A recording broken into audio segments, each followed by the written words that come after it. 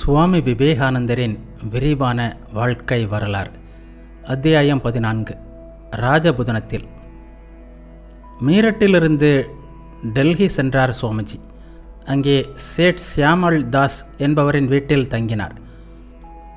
பல காலமாக மன்னர் பரம்பரைகளுக்கு தலைநகரமாக விளங்கியது டெல்லி. டெல்லியின் ஒவ்வொரு பகுதியும் வரலாற்றுடன் இணைந்தது, கலாச்சார சிறப்பு மிக்கது. சுவாமிஜி வரலாற்றில் மிகவும் ஈடுபாடு கொண்டவர். இந்திய மற்றும் உலக வரலாற்றை ஆழ்ந்து கற்றவர். எனவே டெல்லியை அவரால் ரசித்து மகிழ முடிந்தது. அரண்மனைகள், மசூதிகள், கல்லறை மாளிகைகள் என்ற பல இடங்களையும் பார்த்தார். வரலாற்றுக்கு முற்பட்ட மகாபாரத காலத்திலிருந்து டெல்லியை அரசாண்ட பல பரம்பரைகளின் வரலாற்று சின்னங்களை கண்டார். சுமார் 10 நாட்கள் இவ்வாறு சுவாமிஜி டெல்லியை சுற்றி பார்த்தார்.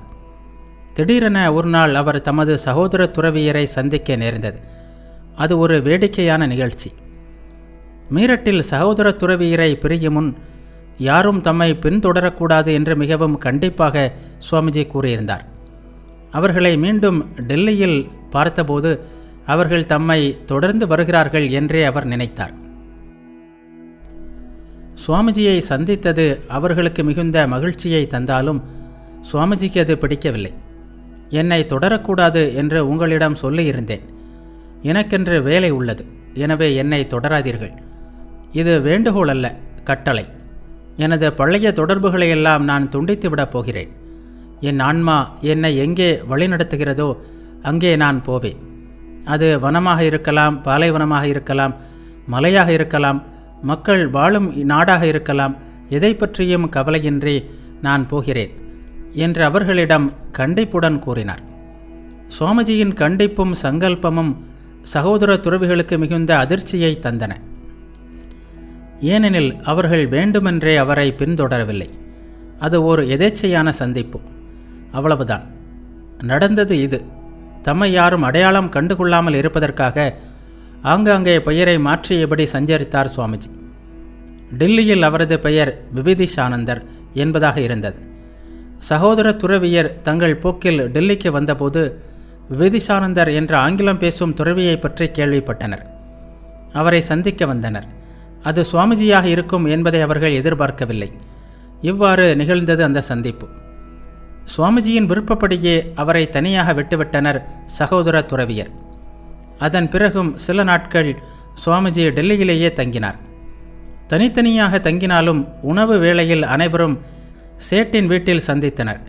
சில நாட்களுக்கு பின்னர் ஒவ்வொருவரும் ஒவ்வொரு திசையில் தங்கள் பயணத்தை தொடர்ந்தனர். சுவாமிஜி ராஜபுதனத்தை நோக்கி சென்றார். தனிமையில் மூழ்கியவராக தன்னந்தனியாக சஞ்சரித்தார் சுவாமிஜி. தனிமை துறவியின் வாழ்க்கை முறையை விவரிக்கின்ற தர்மபதத்தின் வரிகள் அவரது மனதில் எழுந்தன. தனியாக செல்வாய் துறவி நீ, காண்டாமிருகம் போல தனியாக சஞ்சரிப்பாய். பாதைகளை தொடராமல் முன்னேறி செல்வாய். எதை கண்டும் அஞ்சாதே, எதையும் பொருட்படுத்தாதே. காண்டாமிருகம் போல தனியாக சஞ்சரிப்பாய். ஓசைகள் எழுவதால் அஞ்சாத சிங்கம் போல், வலையில் சிக்காமல் வீசும் காற்றைப் போல், நீரில் நனையாத தாமரை இலையைப் போல் தனியாக செல்வாய் துறவி நீ, காண்டாமிருகம் போல் தனியாக சஞ்சரிப்பாய். இந்த வரிகள் சுவாமிஜியை உத்வேகப்படுத்தின. இந்த லட்சியத்தை மனதில் தாங்கியவராக ராஜபுதனத்தை நோக்கி நடந்தார். ராஜபுதனம் என்றாலே நினைவுக்கு வருவது வீரமும் சாகசமும் தியாகமும் நிறைந்த வரலாறுகள். ராஜபுதனம் என்ற பெயரே இந்திய மனங்களை வீறு கொண்டு எழ செய்யும். இந்திய வரலாற்றில் ஒரு சுருக்கத்தை அங்கே காண முடியும். அந்த வரலாற்று பின்னணியுடன் ராஜபுதனத்தை சூழ்ந்து நின்ற மலை தொடர்களும், தொலைதூரத்தில் தெரிந்த மலை சிகரங்களும், பளிங்குக்கல் அரண்மனைகளும் சேர்ந்து ஓர் அற்புத காட்சியை சுவாமிஜியின் கண்களில் விரித்தன. 1891 பிப்ரவரியில் ஆழ்வார் ரயில் நிலையத்தில் இறங்கினார் சுவாமிஜி. அங்கிருந்து கால் போன திசையில் மெதுவாக நடக்கலானார். இரு பக்கங்களிலும் பூத்து குலுங்கிய மலர்ச்சோலைகள், பறந்து விரிந்த வயல்வெளிகள், வரிசை வரிசையாக இருந்த வீடுகள் என்று மாறி மாறி வந்த அழகிய காட்சிகளில் உள்ளத்தை பறிகொடுத்தவாறு நடந்து அரசு மருத்துவமனையை அடைந்தார். அங்குள்ள டாக்டரான குரு சரண் லஸ்கர் வெளியே நின்றிருந்தார். சுவாமிஜியின் தோற்றம் அவரை மிகவும் கவர்ந்தது. சுவாமிஜி நேராக அவரிடம் சென்று, துறவிகள் தங்குவதற்கு இங்கே ஏதாவது இடம் இருக்கிறதா என்று கேட்டார். குரு சரண் அவரை அங்குள்ள கடை தெரு ஒன்றிற்கு அழைத்து சென்றார். ஒரு கடையின் மாடியில் துறவிகள் தங்குவதற்கென்று ஓர் அறை இருந்தது. அதனை சுவாமிஜிக்கு காட்டி அங்கே அவரை தங்க செய்து வேண்டிய வசதிகளை செய்து கொடுத்தார். சுவாமிஜியிடம் அறிமுக கடிதங்கள் எதுவும் இல்லை. எனவே உணவிற்கோ தங்கவோ வேறு ஏற்பாடுகள் இல்லை. அப்போது அந்த கடைக்கு அருகில் வாழ்ந்த முதிய பெண்மணி ஒருத்தி சுவாமிஜியிடம் ஈடுபாடு கொண்டாள். அவள் அவரை லாலா என்று அன்புடன் அழைப்பாள். தம் கையாலேயே சப்பாத்தி செய்து தினமும் கொண்டு வந்து சுவாமிஜிக்கு ஊட்டுவாள். சில வேளைகளில் ராமஸ்நேகி என்ற வைணவ துறவியும் சுவாமிஜியுமாக பிச்சைக்கு செல்வார்கள். கோதுமை மாவு பெற்று வருவார்கள். ராமஸ்நேகி சப்பாத்தி செய்வார். இருவருமாக சாப்பிடுவார்கள். இவ்வாறு சுவாமிஜி நாட்கள் கழிந்தன. சுவாமிஜியை ஆரம்பத்தில் அங்கே பெரிதாக மக்கள் அறியவில்லை. பின்னர் படிப்படியாக கூட்டம் வரத் தொடங்கியது. காலை மாலை வேளைகளில் சுவாமிஜி பாடுவார். அதை கேட்கவே கூட்டம் திரளும். ஒரு நாள் அவர்களில் ஒருவர், சுவாமிஜி, நீங்கள் எந்த ஜாதியை சேர்ந்தவர் என்று கேட்டார். காயஸ்தர் என்றார் சுவாமிஜி. அதற்கு மற்றொருவர், நீங்கள் ஏன் காவி அணிந்துள்ளீர்கள் என்று கேட்டார். ஏனெனில் அது பிச்சைக்காரர்களின் உடை என்றார் சுவாமிஜி. இந்த நாட்களில் சுவாமிஜி தேவியின் நினைவுகளில் ஆழ்ந்தவராக இருந்தார். பல நேரங்களில் அவர் தேவியுடன் மிக நெருங்கிய தொடர்பு கொள்வதை காண முடிந்தது. அம்மா அம்மா என்ற வார்த்தைகளை தவிர வேறு எதுவும் அவரது வாயிலிருந்து வருவதில்லை. மூடிய கண்களிலிருந்து கண்ணீர் தாரை தாரையாக வழிந்தது. பொதுவாக அவர் இத்தகைய பரவச நிலையிலேயே இருந்தார். அவர் பேசினார். வேத உபனிஷதங்களிலிருந்து மந்திரங்களை ஓதினார். கண்களில் நீர் வழிய கிருஷ்ணரை பற்றியும் தேவியை பற்றியும் உணர்ச்சி பெருக்குடன் பாடுவார். அங்கே கூடியிருந்தோர் பக்தி பேருணர்வில் திளைத்து தங்களை மறந்தனர்.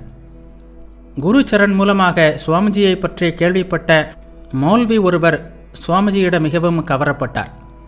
அவர் உயர்நிலை பள்ளி ஒன்றில் உருதும் பாரசீகமும் கற்பிக்கின்ற ஆசிரியர். அடிக்கடி இருவரும் சுவாமிஜியை சென்று கண்டு அவருடன் பேசினர். குரானில் சுவாமிஜிக்கு இருந்த ஆழ்ந்த புலமை அப்போது வெளிப்பட்டது. சுவாமிஜியை பார்க்க கூட்டம் கூட்டமாக மக்கள் திரண்டனர். ஜாதி மத வேற்றுமையின்றி இந்துக்களில் பல பிரிவினரும் முஸ்லிம்களில் பல பிரிவினரும் வந்தனர். பக்தர்களின் எண்ணிக்கை அதிகரிக்கவே ஆழ்வார் அரசின் ஓய்வு பெற்ற என்ஜினியரான பண்டிட் சம்புநாத் என்பவரின் வீட்டில் சுவாமிஜி தங்குவதற்கு ஏற்பாடு ஆகியது. ஒரு நாளாவது சுவாமிஜியை அழைத்து சென்று தமது வீட்டில் விருந்தளிக்க வேண்டும் என்ற ஆசை மௌல்வியின் மனதில் எழுந்தது. சம்புநாத் ஆச்சாரமிக்க பிராமணர். அவரது வீட்டில் சுவாமிஜி தங்கியிருப்பதால் அவரது அனுமதி தேவை என்று எண்ணிய மௌல்வி சம்புநாத்தை அணுகி, நீங்கள் இதற்கு அனுமதிக்க வேண்டும். ஆச்சாரமிக்க பிராமணர்களை கொண்டு சமையல் செய்கிறேன். நாற்காலி போன்றவற்றை பிராமணர்களை கொண்டே சுத்தம் செய்கிறேன். பிராமணர்களின் வீடுகளிலிருந்து பாத்திரங்களை கொண்டு வர செய்து பரிமாறுகிறேன். எந்த ஆச்சாரத்திற்கும் இடையூறு நேராதபடி பார்த்துக் கொள்கிறேன் என்றெல்லாம் உணர்ச்சியுடன் கூறினார். மௌல்வியின் பக்தியை கண்டு நெகிழ்ந்து போன சம்புநாத், நீங்கள் அத்தகைய ஏற்பாடுகள் எதுவும் செய்ய வேண்டாம். உங்கள் பக்தி ஒன்றே போதும். உங்கள் வீட்டில் உணவருந்த நானே தயாராக இருக்கிறேன். சுவாமிஜி ஒரு முக்த புருஷர். அவரை பற்றி என்ன சொல்ல இருக்கிறது? அவர் எங்கு வேண்டுமானாலும் சாப்பிடலாம் என்று கூறினார். ஆழ்வார் நாட்டு திவானான மேஜர் ராம்சந்திரர் சுவாமிஜியை பற்றி கேள்விப்பட்டு தமது வீட்டிற்கு அழைத்தார். அந்த நாட்டு மன்னரான மங்கள் சிங் ஆங்கில மோகம் கொண்டவராக இருந்தார். சிந்தனை செயல் அனைத்திலும் ஆங்கிலேய பாணியை பின்பற்றுவதில் நாட்டம் கொண்டிருந்தார். திவானுக்கு அது பிடிக்கவில்லை. மன்னர் சுவாமிஜியை சந்தித்தால் நல்லது என்று எண்ணினார் திவான். எனவே மன்னருக்கு ஆங்கிலத்தில் அபார அறிவுத்திறமை கொண்ட ஒரு பெரிய சாது இருக்கிறார் என்று எழுதினார். மன்னர் மறுநாளே திவானின் வீட்டிற்கு வந்து சுவாமிஜியை சந்தித்தார். மன்னர் வந்து சுவாமிஜியை வணங்கி அமர்ந்து பேச்சை தொடங்கினார். மன்னர் கூறினார், சுவாமிஜி, நீங்கள் மிகவும் படித்தவர் என்று கேள்விப்பட்டேன். உங்கள் படிப்பிற்கு நீங்கள் கை நிறைய சம்பாதிக்கலாமே, ஏன் இப்படி பிச்சை எடுத்து திரிகிறீர்கள் என்று கேட்டார். அதற்கு சுவாமிஜி கூறினார், மகாராஜா, நாட்டிற்கு செய்ய வேண்டிய கடமைகள் உங்களுக்கு எவ்வளவோ இருக்கின்றன. அவற்றை விட்டுவிட்டு நீங்கள் ஏன் வேட்டை அது இது என்று ஆங்கிலேயர்களுடன் நேரத்தை செலவிடுகிறீர்கள் என்று தயக்கமின்றி கேட்டார். சிறிதும் தயக்கமின்றி வந்த சுவாமிஜியின் கேள்வி அங்கிருந்தோர் அனைவரையும் அதிர்ச்சியில் ஆழ்த்தியது. மன்னர் அதை சாதாரணமாக எடுத்துக்கொண்டார். மன்னர் கூறினார், ஏன் என்பதற்கு குறிப்பாக எந்த காரணத்தையும் சொல்ல முடியாது, எனக்கு அது மிகவும் பிடித்திருக்கிறது என்றார். சுவாமிஜி கூறினார், அதுபோல்தான் எனக்கும் இது பிடித்திருக்கிறது, நான் பிச்சை எடுத்து சாப்பிடுகிறேன் என்றார். சிறிது நேரத்திற்கு பிறகு மன்னர், சுவாமிஜி, எனக்கு உருவ வழிபாட்டில் எல்லாம் நம்பிக்கை இல்லை, என் கதி என்னவாகும் என்று கேட்டார். இதை கேட்கும்போது அவர் சற்று சிரித்த முகத்துடன் கேலி செய்வது போன்ற துணையில் கேட்டார். அவர் கேட்ட விதம் சுவாமிஜிக்கு எரிச்சலை மூட்டியது. சுவாமிஜி கூறினார், நீங்கள் கேலி செய்கிறீர்கள் என்று நினைக்கிறேன். மன்னர் கூறினார், இல்லை சுவாமிஜி, எல்லோரையும் போல் ஏனோ என்னால் இந்த மண்ணையும் மரத்தையும் கல்லையும் கட்டையையும் வழிபட முடியவில்லை. மறு உலகத்தில் துன்பப்படுவதுதான் என் தலைவிதியா என்றார். சுவாமிஜி கூறினார், நல்லது, ஒவ்வொருவரும் அவரவர் நம்பிக்கைக்கு ஏற்ப வாழ வேண்டும், அதுதான் நல்லது என்றார். இந்த பதிலை அங்கிருந்த யாரும் எதிர்பார்க்கவில்லை. சுவாமிஜி உருவ வழிபாட்டை ஏற்றுக்கொள்பவர், அவர் மன்னருக்கு தகுந்த விளக்கம் அளிப்பார் என்று எதிர்பார்த்தவர்கள் ஏமாந்து போனார்கள். ஆனால் சுவாமிஜி தனது பதிலை கூறிவிட்டு அந்த அறையை சுற்றி பார்த்தார். அங்கே தொங்கிக் கொண்டிருந்த ஒரு படம் அவரது கருத்தை கவர்ந்தது. உடனே அதனை கொண்டு வருமாறு கூறினார். சுவாமிஜி கேட்டார், இந்த படத்தில் இருப்பது யார்? அது மன்னரின் படம் என்றார் திவான். சுவாமிஜி திவானிடம் அடுத்ததாக கூறியது அனைவரையும் அதிர்ச்சியில் உறைய வைத்தது. திவான்ஜி, இந்த படத்தின் மீது துப்புங்கள் என்றார் சுவாமிஜி. அனைவரும் அதிர்ச்சியில் அசைவற்று நின்றனர்.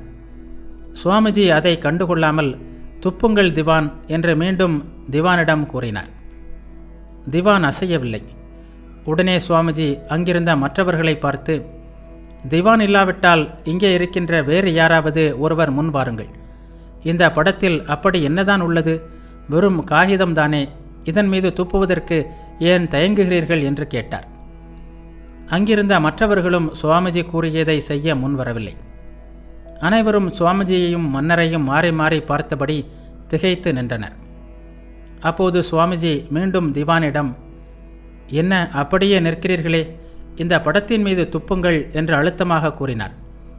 அதன் பிறகும் திவானால் பொறுத்து கொண்டிருக்க முடியவில்லை. பதைபதைத்தவாறே நடுங்கிய குரலில், சுவாமிஜி என்ன சொல்கிறீர்கள்? சொல்வதை புரிந்து கொண்டுதானா சொல்கிறீர்கள்? இது மன்னரின் படம், இதன் மீது என்னால் எப்படி துப்ப முடியும் என்று கேட்டார். சுவாமிஜி கூறினார், இருக்கட்டுமே, மன்னரின் படம்தானே, மன்னர் அல்லவே. இந்த படத்தில் மன்னர் உயிருணர்வுடன் இல்லையே, இது வரும் ஒரு காகித துண்டுதானே. மன்னரின் எலும்போ சதையோ இரத்தமோ இதில் இல்லையே. இது பேசுவதில்லை, நடப்பதில்லை, மன்னர் செய்வது போல் எதையும் செய்வதில்லை. இருந்தாலும் இதன் மீது துப்ப நீங்கள் யாரும் முன்வர மறுக்கிறீர்கள். ஏன்? ஏனெனில் இந்த படத்தில் மன்னரின் பிரதிபிம்பத்தை நீங்கள் காண்கிறீர்கள். இதன் மீது துப்பினால் மன்னரையே அவமதிப்பதாக உணர்கிறீர்கள். இதனை கூறிவிட்டு சுவாமிஜி மன்னரை பார்த்து தமது பேச்சை தொடர்ந்தார். பாருங்கள் மகாராஜா, இந்த படம் நீங்கள் அல்ல, ஆனால் ஒரு விதத்தில் இது நீங்களே. அதனால்தான் இதன் மீது துப்புமாறு சொன்னபோது உங்களிடம் பக்தி கொண்ட உங்கள் சேவகர்கள் மறுத்துவிட்டார்கள்.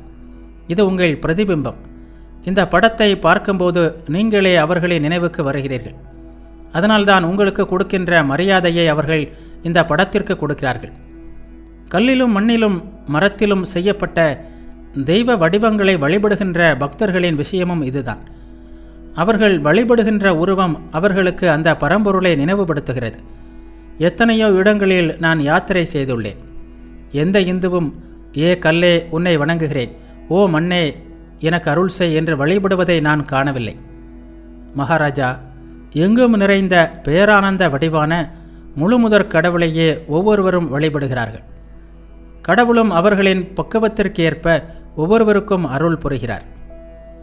உருவ வழிபாடு பற்றிய இந்த அற்புதமான செயல்முறை விளக்கம் மன்னரின் அகக்கண்களை திறந்தது. கூப்பிய கைகளுடன் அவர் சுவாமிஜியிடம், நீங்கள் என் கண்களை திறந்து விட்டீர்கள். சுவாமிஜி, இதற்கு முன்பு இத்தகைய விளக்கத்தை நான் கேட்டதில்லை. அறியாமையில் மூழ்கியவனாக இருந்துவிட்டேன். என் கதி என்னவாகும்?